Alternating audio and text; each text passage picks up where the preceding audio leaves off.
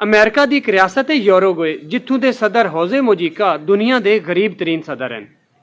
अपनी आमदनी का 90% गरीब बच्चों की तालीम पर खर्च करते हैं।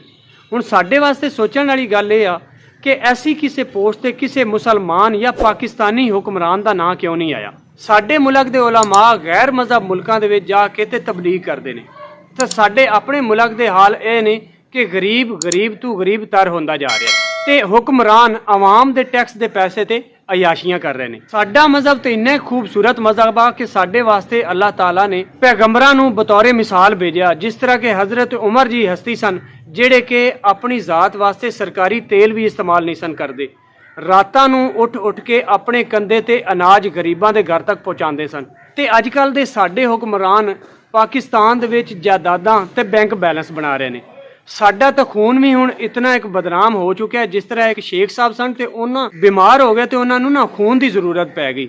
उन्हां दा एक दोस्त पाकिस्तानी सी, उन्हें खून डोनेट कर दिता। वो शेख साहब जदों सेहतमंद होए तो उन्होंने पाकिस्तानी नूं बतौरे इनाम मर्सडीज़ की चाबी गिफ्ट कर दी। वो कुछ दिनों तो बाद शेख साहब दोबारा बीमार हो गए।